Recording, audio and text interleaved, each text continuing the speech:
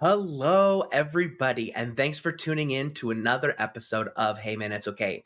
I'm your host, Sky, here with just a brief message before we get into this episode. I just want you guys to know that at the end of episode 20 of this season, that will be the end of season 2, and we are going to take a little bit of time before we get into season 3. So please stick with us as there will be a pretty long break, just a couple of months, while Ryan and I are focusing on some stuff in our personal life. Ryan's focusing on his private practice, and I'm taking some classes. So I'm going to really be focusing on that. So please stick with us, stay around, stay tuned. We have so much cool stuff coming. Please like, comment, subscribe. Check out our website, heymanitsokay.com, and stay with us, please, because season 3 is going to be a killer one. Send us your ideas, email us. Let us know the things you think we should talk about, maybe some guests that we should have on season 3. So please stay with us. Thanks for tuning in and enjoy the episode. Hello, everybody. Thanks for joining us here at Hey Man, It's Okay, a men's mental health podcast. I'm Sky Bridges. Hey, what's up, guys? My name's Ryan Heapy. I'm actually a licensed therapist out of Newport Beach, California, and we hope to give you guys some great content here and maybe have something to help or something to work on in regards to your mental health. Sky, I think we have a pretty cool guest coming on today, yeah? Yeah, I'm really excited. He's someone who I just connected with on Instagram through the NAMI Seattle page. So we've been following each other for just a little bit now, but we got into conversation. I knew he'd be a great guest to have on. We have Mr. David Reveles from the Origins Meditation. Welcome, David. How you doing? I'm doing well. Yeah, thank you. Yeah, awesome. Well, thanks for joining us. I know we, had a little bit of a scheduling issue, but I'm glad that we were able to make this work and be able to connect like this. This is great. Yeah. So why don't you start by telling us a little bit about who you are for our listeners and why kind of you're here with us today? Yeah, pertaining to the way we met, definitely want to hit it right off the bat. Lived experience. That's why I'm here today, because I have a testament to overcoming, combating, managing on many levels mental health adversity through natural and holistic means. And that's where we really connected in the same boat of promoting advocacy and just kind of honest living in the way we present ourselves. And this is amazing that you guys are having this open conversation, because I do a lot of advocacy, but I still feel very alone in it. I've been doing it for a long time, and it's just very motivating to see others doing it and kind of fighting the good fight and putting out good information. So we just normalize this. We put an end to the stigma and the silence, and we make sure that, nothing is left unsaid and nobody's left behind. And that's really who I am and why I'm doing what I do. Yeah, I'm a holistic wellness coach, and a lot of that has been motivated through challenges, through pain, through suffering, agony, hardship, adversity, and beyond. And I've been crushed at times, but I've always decided to, take the road less traveled, find a way, find a solution, believe in something that wasn't previously possible, be open to that. And that's definitely what I want to open up today and share more about. So, David, what was it that maybe brought you a little closer to the space or towards this work in general? Was there a big moment? Was it something culturally? Was it passed down through family? Or what is it maybe about this work that you find so special? Absolute necessity and survival. There's no other way. I wouldn't make it without this. This was a choice of continuing here on earth, truly. And another big thing was you look around and you realize what you have, and then you see what changes need to be made in the world. And you might think to yourself, if I don't do it, no one else will. And that's scary. I'm not going to let that happen to the world. So I do what I can. I share myself. A lot of times we emphasize the lived experience. Of course, you need to talk to professionals. You need a care team. You need someone that's licensed with degrees, advanced knowledge. That's theoretical, though. You need somebody who has experience, too, who's lived it, who's been through it, who's overcome it, and regularly manages it. That's very valuable. And that was a lot of the work that I've done with NAMI, the National Alliance on Mental Illness, opening up about our own experiences, sharing amongst each other, because we've seen the research that although clinical support is essential, undoubtedly, but peer support, it's huge. We can't forget about that. And you see people overcoming a lot of this stuff and working through things just by sharing experiences with each other. And just that relatability too is just level playing field. It does quite a bit. And that's where I found myself. And actually, I think your work with NAMI is definitely what helped me find you, because September was Suicide Awareness Month. And I believe we both did videos stating the impact that suicide has had on our life and how we've continued. And one of the things I brought up was community, the community that I found in the awareness community. I'm pretty sure you said something very similar. So I think I just started looking at your page and I found you. So I just want to thank you so much for being true to yourself and talking about the message. It's I think definitely it's so not easy to wonderful. do. Yeah. No. How long have you been doing the Origins meditation? Well, I've always been the health and wellness person. I discovered natural athletic abilities early on. I had a very strong will and desire to be healthy. I've also been a martial artist for a long time, just making that conscious decision to follow the path, be the path. Because, I was a kid, very simply put, I recognized there was kind of good and evil, good and bad. I wanted to be a good guy. I wanted to follow the right way. I learned early on about health issues and that sort of thing. And I was like, I want to be healthy. I want to be strong. I want to do things in this world. And that was my basis. And that was kind of who I was in the beginning. But then all the adversity came. So, I've always been a healthy guy, always been health orientated, but I've had a lot of dark periods. I've had a lot of declines and fallbacks. And so I've experienced it all. And with that, I've slowly added more solutions, added more tools to my toolbox, more means. And a lot of it has been around overcoming mental health, but there's other things, other adversity as well. And a lot of the big thing on the community, the connection, all of that, I have all these holistic natural tools that I've uncovered over the decades that I've utilized or relied on. But ultimately, it's all about connection. It's all about community and collaboration. I wasn't able to do that at a certain point. I was very much so, quite a lone wolf, but steady and well on my own. And through the adversity and calamity, I was forced to connect, to depend and collaborate with others. I didn't have those skills. Those skills had to be developed. And I've used meditation, mindfulness, breathwork, all these holistic means to better connect with others, to better collaborate and create more community that can support me and I can depend on and create more for everyone. So that's really my basis.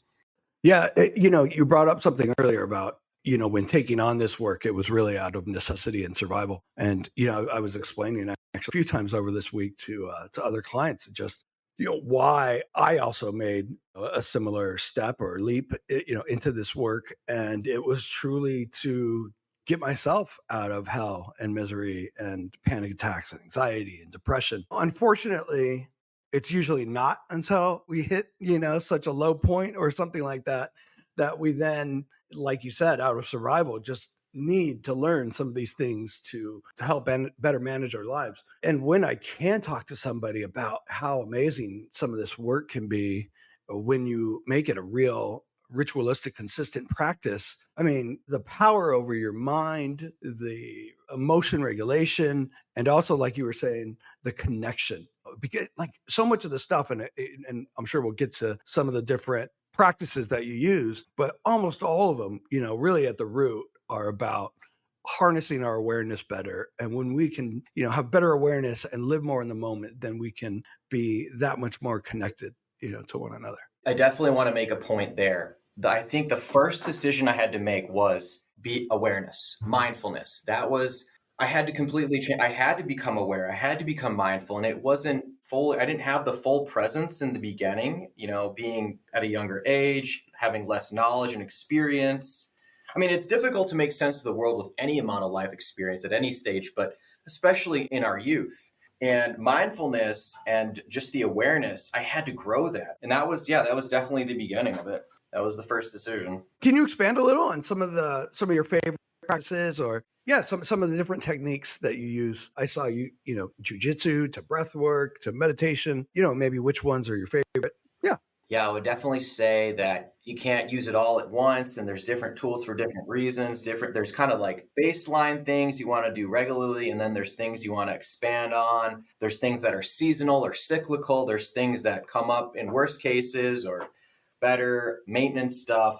But yeah, my story is really, I wanted to be a martial artist. I wanted to live a good path, be a good person, make contribution, be of betterment for the world. And that was, martial arts. I wanted to stay healthy and fit and well, both in the mind and in the spirit and in the body, all of them, mind-body connection, mind-body spirit.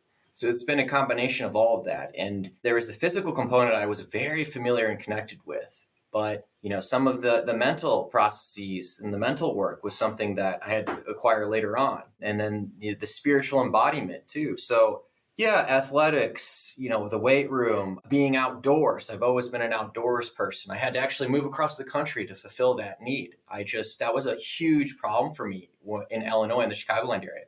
We're not designed to be indoors as much as we are. And especially if you live somewhere where there's really no other choice. You can't, in Chicago in the winter, we have like occasional warnings to not go outside. So, yeah, and there's been time periods where I've got a lot more into like, I guess you could say laboratory, prescriptive, or like more mechanical things. And I always try to bring myself back to a natural, holistic way of living. What is sustainable? What can I keep up with? What can I continue with? What comes from the earth? What's natural? What's easy? The path of least resistance, the law of least effort, and that kind of thing. But basic tool set, movement and mobility. I actually use a framework when I work with clients, and it was originally, I first had to do it on myself, but it's a 5-part, really maintaining to the physical well-being, but sleep is number one. We spend a third or a fourth of our time in bed. We got to get that down. That's where everything happens. Then it's movement and mobility. You don't have to be a bodybuilder. You don't have to be an athlete, but just moving in a way that makes your body feel good, mobility, having range of motion. We get into, what we're eating, our nutrition looks different for everybody, looks different every day, bioavailability. And then our toxicity levels. We want to make sure our detox systems, if we're sweating, if we're exercising, it's happening. People know like sauna, hydration, there's other things, but you have all sorts of detox stuff going on internally all the time. You got to make sure that's intact, because stuff like rashes, or sometimes I have dandruff, or all these little signs of detox being out of whack. And then stress management, where a lot of the mindfulness meditation comes in. But having an overall holistic wellness plan is essential. So that's kind of a starting point. And then looking at life, like You've learned so much. that's what I call the 5 key categories of wellness. That's an existing framework. I think it's definitely in the clinical setting as well. And then there's other frameworks. Like if I look at comprehensive wellness, if I look at, kind of a life coach or a full picture of my life, the 8 domains of wellness is physical, emotional, social, personal values, what they would call spiritual, but sometimes I change the name for people that are non-spiritual or religious, environmental, occupational, intellectual, and financial. Like I said, there was a long time period that I was overly physical. I was so fit and strong, but I was mentally unwell. I was occupationally unwell. I didn't know that the job I was showing up to mattered and affected people. I was just really physically fit, and that was great.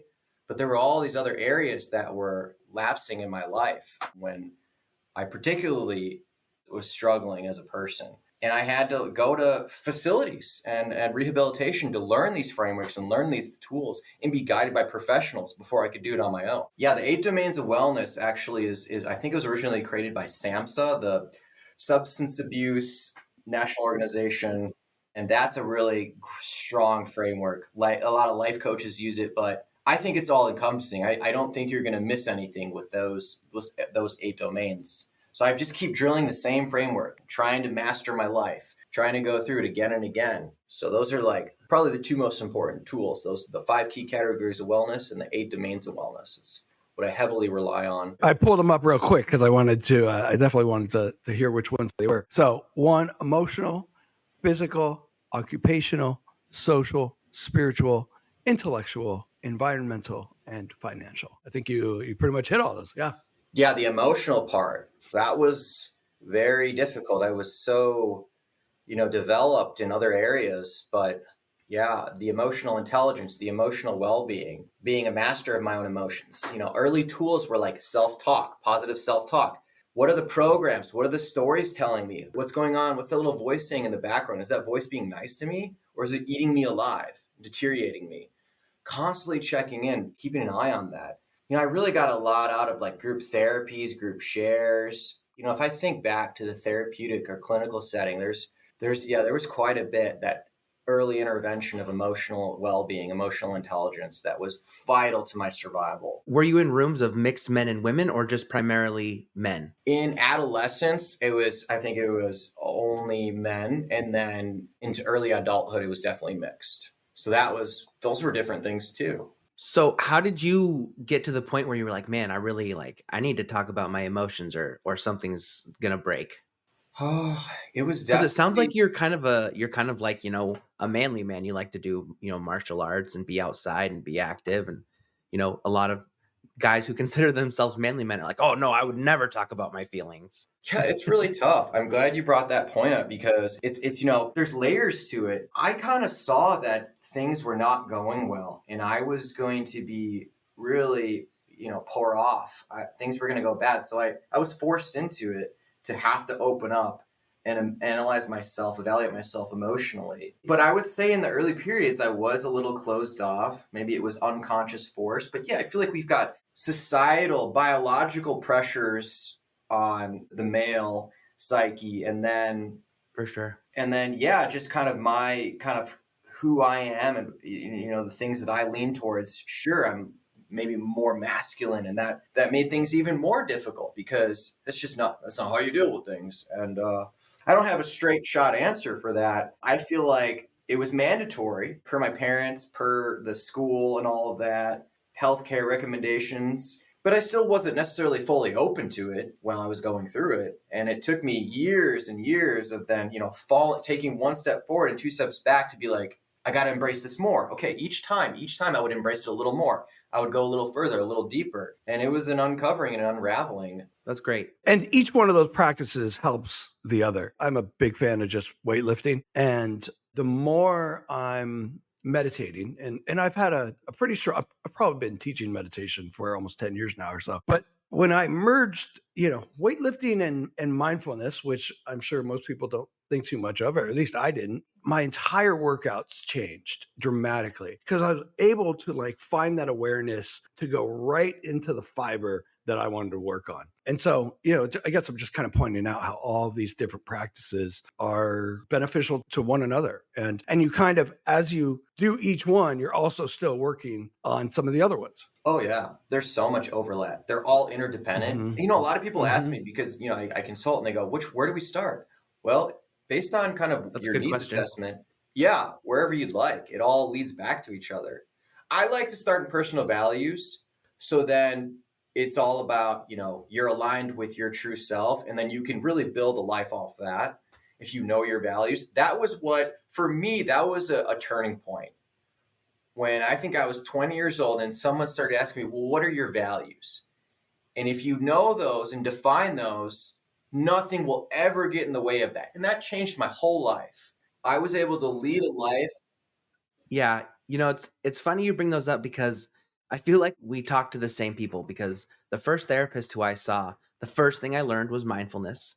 And the second thing we did was we did a values worksheet where we went and assessed what are my core values? What do I really believe in? And once I established those, man, it was just like something clicked and I just started succeeding so much better focusing on these things. So it's really great that, you had the same experience because it really it made my life have purpose.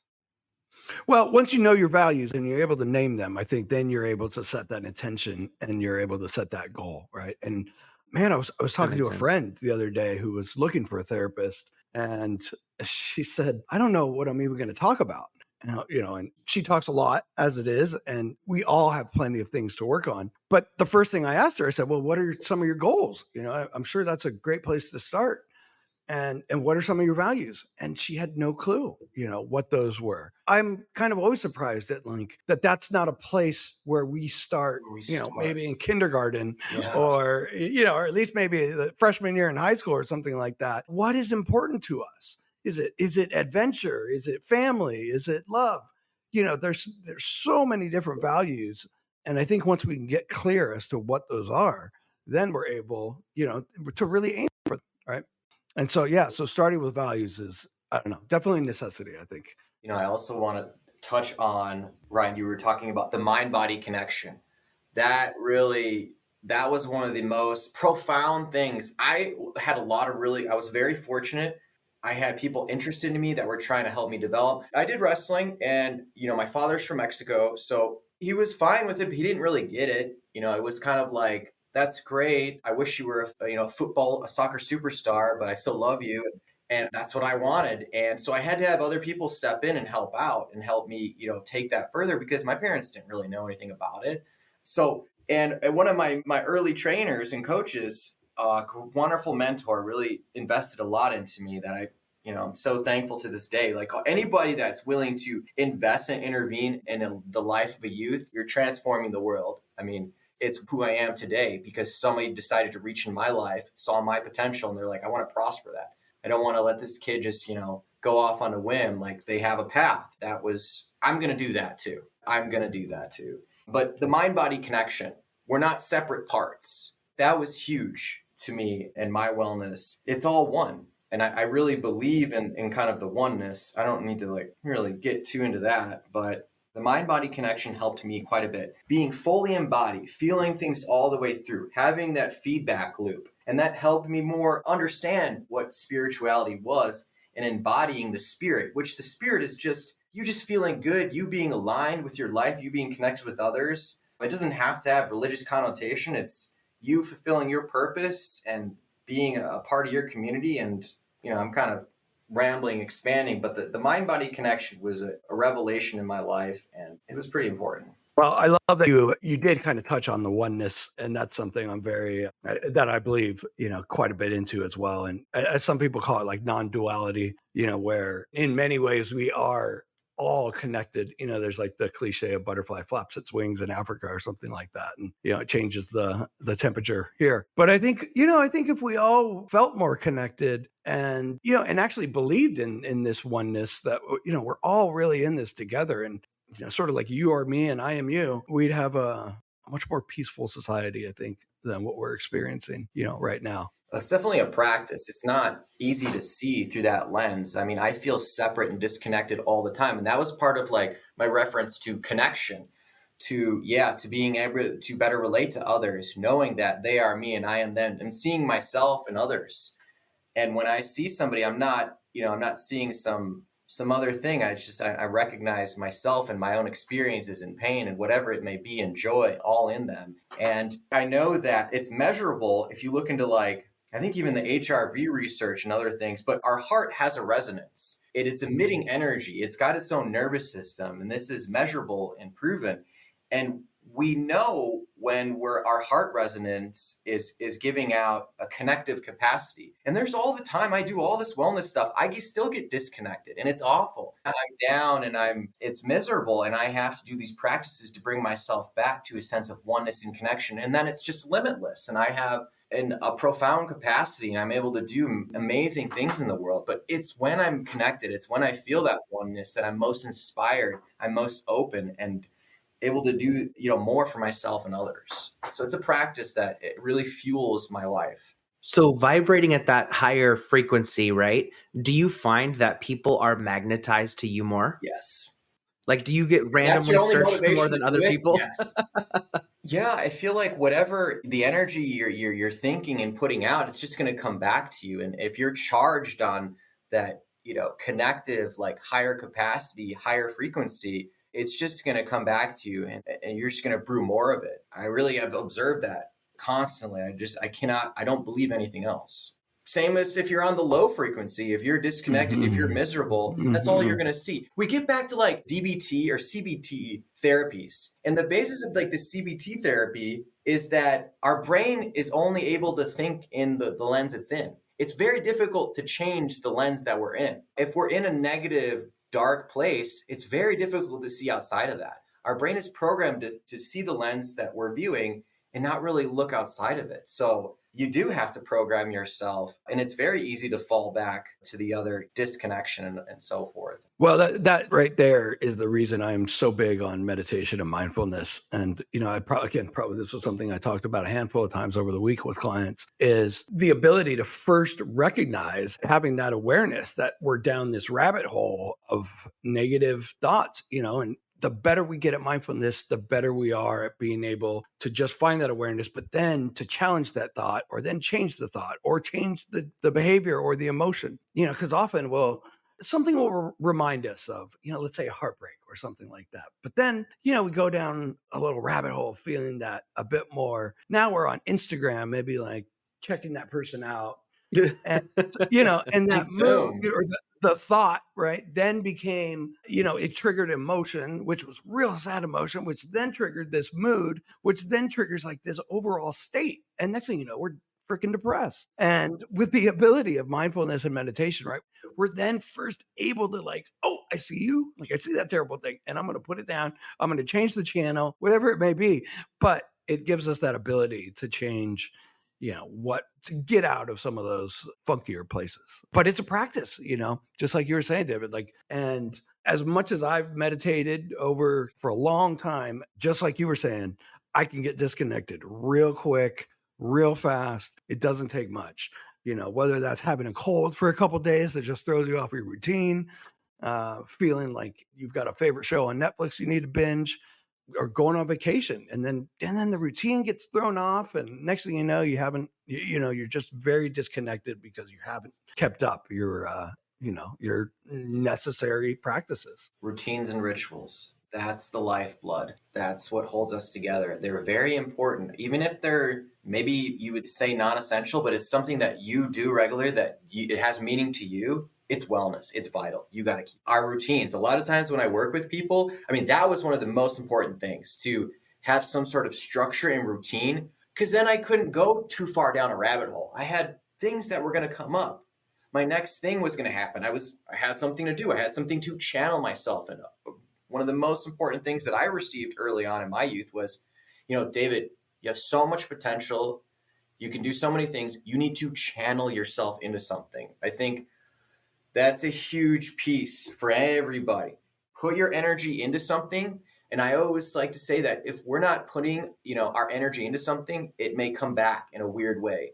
I like to say, like, some of these challenges, this mental mayhem is our highest intelligence reversing itself upon us because we're not directing it. It wants to go somewhere. We have so much potential within us. I love that word, mental mayhem. Yeah. Because that is so true. Yeah. Mm-hmm. I love that. That's awesome. David, do you have one practice that you just, is your root or your favorite? I don't know that maybe meditation is kind of that thing for me more than anything, that like, if I have, my meditation practice, whether that's 10 or 15 minutes in the morning, it just sets the intention for everything else. It'll make sure I hit the gym later. It'll make sure, I'm in a good headspace for the rest of the day so that I can do all these other things that, will then be beneficial. But I don't know. What do you think? Do you have a favorite? Like if you had to choose one to keep you alive for the next 10 years, which would it be? Yeah, if I could only question. choose one. Oof. Because, the way it starts to formulate in my mind is like, well, if I could only have one thing, I need jujitsu. I need to have that outlet, and I need to channel myself, and that's it. But is that fully feasible, like your whole life long? Yes, at a certain level. Now, then I think about more like mind-body medicine. I'm like, I think I agree. Meditation would be number one. But within meditation, I'm into Qigong. It's the moving meditation with breath work. I think that's my number one. That's been of most use and benefit. But right now where I'm at in my journey, I say, you can go without water, go without food, sometimes 10, 14 days if you're lucky. That's pretty long. You can go without water, maybe in the best of conditions, maybe 3 days if you're extremely lucky. How long can you go without air? 2-3 minutes? Not very long. Breath work. That's where I'm at right now. The breath, I think, is the most powerful thing. We come into this world, we take our first breath. We leave this world, we take our last. So I really put the emphasis on intentional, deliberate breath work, breathing techniques, breath training. That's, I feel like, my number one right now, and the only thing I would want anyone to remember about me. breath patterns, taming the breath. The breath is the string and the kite is the mind. It's how we direct and channel. And I feel like that's what most vital to me at this point. I really like that. That sounds really awesome. The breath is the wind and the mind is the kite. Ah, I really dig that. You said something that made something click inside my head. You said Qigong is what it's called? How is that different from Tai Chi? Well, depending on who you talk to and how far you go down the history, they're very similar. But Tai Chi was a little more of like physical fitness, a little more towards martial arts. Qigong is internal medicine, it's inner alchemy. There's just Tai Chi, and it's like the movement patterns and it's stress and vitality and physical well-being. But Qigong is subtle energy, it's inner alchemy, it's all these other deeper, more profound things. And there's martial arts Qigong, there's health Qigong, there's spiritual Qigong, there's like personal betterment Qigong. So yeah, it's a little more intentional and you will tap into subtle energy and subtle like higher mind, where Tai Chi is just more so about the movement. Qigong is one of those things that I haven't explored much at all. And just hearing you talk about it with such passion, I think that's going to be my next big thing that I dive into. I could give you a story behind it if you'd like. Give it to me. Love it. Yes, please. Yeah. Okay. This was one of the greatest, darkest adversities of my life. I was born and bred to be, an elite wrestler. That's all I knew myself as, was a martial artist, an elite wrestler. I didn't pursue school as much as I should have until, intellectual wellness came later on, when I didn't have my other outlets. And that's a whole other story in and of itself. But I was poised to be, first, I had a lot of mental health, substance abuse stuff, and I was at boarding schools. So I got into college because of wrestling. Wrestling got me into college, but I didn't necessarily, I love my school, my alma mater, but I wasn't able to get to like a Division I school because I just didn't have my stuff together and I wasn't aligned. I still got into a great school, great scholarship, very thankful. I wouldn't have it any other way, but from an athletic perspective, from where I was, at age 17, I thought I had to be at the Division I. I thought all these things had to be in order for my life to be worthwhile. That's just what I believed. And I discovered that was very untrue, not essential, and wouldn't serve me. What happened was, through all my adversity and challenges, I, still maintained a training regimen and was still an athlete and a wrestler, but I had, get deconditioned. So I came back in. I was so thankful to be in college. I had missed my first semester. I had so much stuff holding me back. And I was like, I can finally be above water. I'm going to pursue my dreams. I'm going to do amazing things in wrestling. I did not care for myself. I had a lot of life issues, family issues, everything under the sun, so much pressure. I was a horrible student, a lot of really difficult challenges, financial obligations. I was just crushed. So I was training like a madman. I was training 3 times a day, beating the heck out of my body. It was very clear. I was limping. I had so many problems. It was the only outlet I had. I didn't know any other way. It was either that or drugs or sex. That's all I knew. This is where I was at in life. I broke myself in the weight room and training. Gave myself no mercy. We had the old mentality, no pain, no gain, no mercy, and that destroyed me. And I permanently damaged my spine. And it put me upside down, changed my whole life. I had to rediscover life completely. I had to start from square one, from zero. And I had no idea what I was doing. I was a lost kid. I was so scared.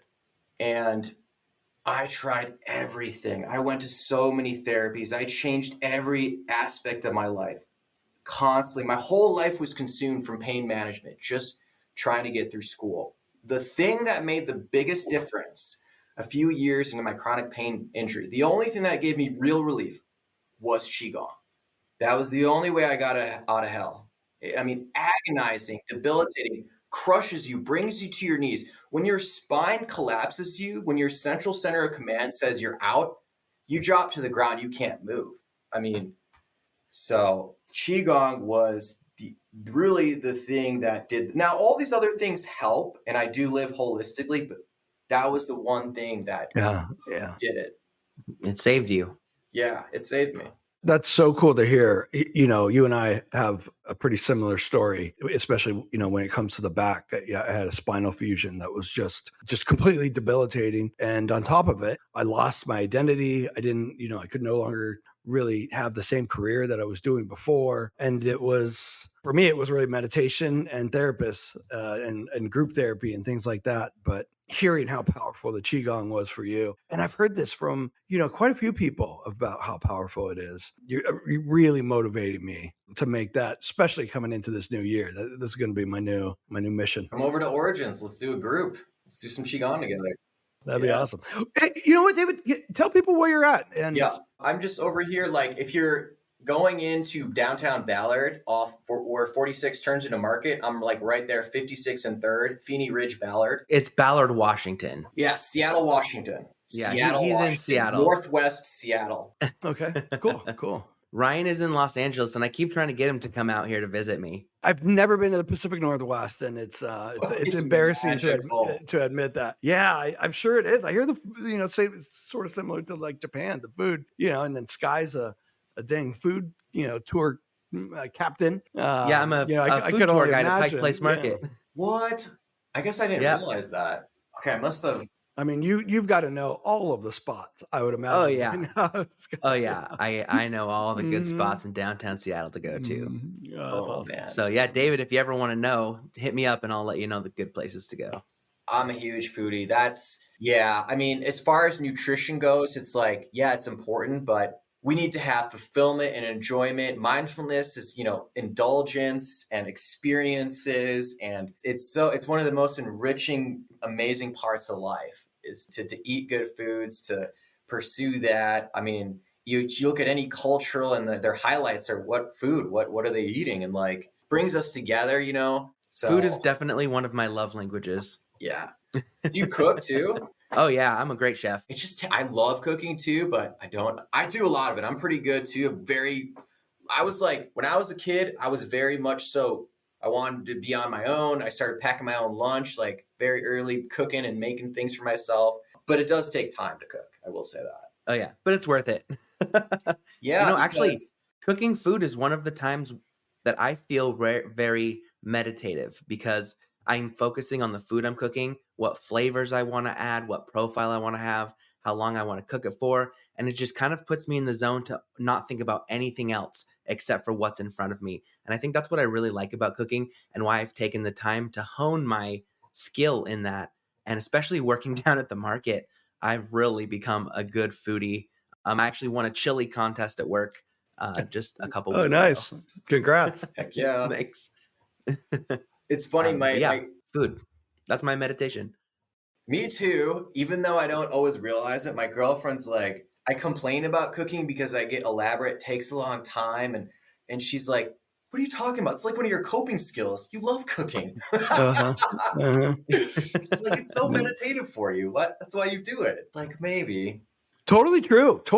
In my relationship, my girlfriend is an amazing cook. And that's the thing. She loves to do it. You know, I'll feel bad sitting here because I really don't know how to do it. But then my meditation is cleaning up. And I actually don't mind the mindfulness of just making sure, you know, every little pot and pan is clean. And so I guess the point in all that is just to find something, you know, that we can really, you know, allow ourselves to be one with or get into. Because it's so good for our brains, you know, to be able to shut off all the other nonsense that we've been picking up all day to then, you know, just zero in on something that smells good, tastes good, you know, it's going to make us feel good. At the same time, and I think I've brought this up before, there's a very, it sounds like kind of the prevailing theory around mental health right now is that all mental issues, and they mean all of them, from like depression to sort of schizophrenia, are caused by inflammation, primarily coming from what we eat. And, you know, we have more neurotransmitters in our stomach than we have anywhere else. And so it's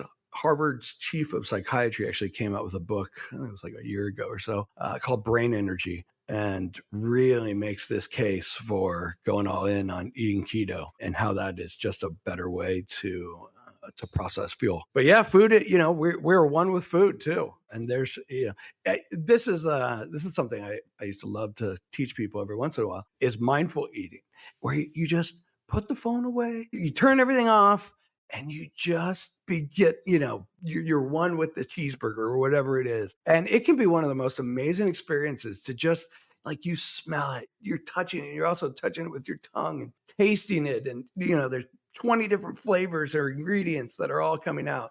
Yeah, Ryan, it's a you're really making cool my thing. mouth water. Right. This is Dinner time over actually here. how I got people to meditate was through mindful eating, because you tell people, oh, meditation is great. They're like, yeah, cool. Or I can't do that. But, grab a cheeseburger and become one with it. I mean, pretty damn special. I love that and because helps our mental life. it's practical, it's relatable, and that's, as a coach, as somebody that's trying to put information out there, I mean, people have to grasp it. It has to be within their reach and accessible. I'm always about making holistic, practical, natural means accessible. My big endeavor with Origins Meditation was I want to demystify all this stuff. I want to make it accessible and relatable. It's not this like woo, far drawn off, like religious thing. No, it's like it's what I wanted to get back to when we talked about between the food and this experiencing is whatever puts you in the moment. Whatever puts you in the moment lets you fully experience what's right there. That's what we got to do. So I really wanted to, play back that. There's all these different ways to meditate and to experience the fullness of life.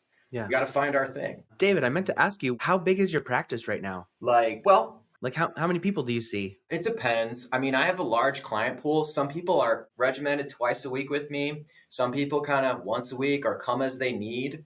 And I have the base layers. Obviously, it's been one-on-one. It's, I create materials, pass them out, I send messages, and whoever grasps them, then we work one-on-one. But I've tried to create more offerings, and I moved from the one-on-one working with people to the group, doing group facilitation. I do that as well. And now my, big thing is I believe that the corporations have the most power, have the most influence. That is the greatest influence in society is the corporation. So in order for me to truly manifest wellness in the world, I have to create corporate wellness solutions because, they're decision makers, they're influential, and they're the largest, most influential bodies. I mean, debatably, they have more power than governments. We could even, notion. So corporate wellness is my biggest, most recent endeavor the last few years. But like on a given day, my day will look like I'll have various yoga, fitness, or martial arts, meditation, one-on-ones, 3, 4, 5, 6 in the morning, then a group exercise in the afternoon, and maybe a corporate in the afternoon, and then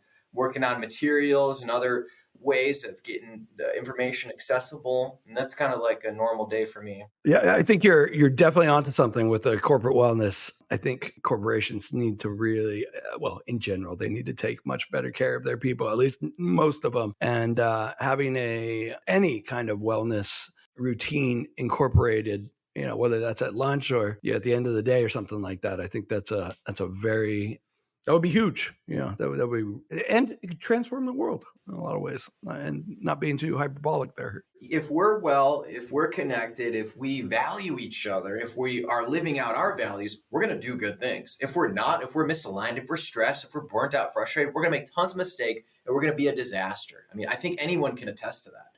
So then you scale that and it's like, well, I definitely want the people with power to be well and have a good, intact mind. I want them making good decisions that are going to influence everybody else. Mm-hmm. Mm-hmm. What a beautiful world we'd be living in if everybody had these routines in there. Amen. David, before we get wrapped up here today, I know that you were going to take us into your studio and kind of show us a little bit in there. I was wondering if maybe now would be a good time to do that. Great. Everybody, we're going to take a quick break while David switches locations.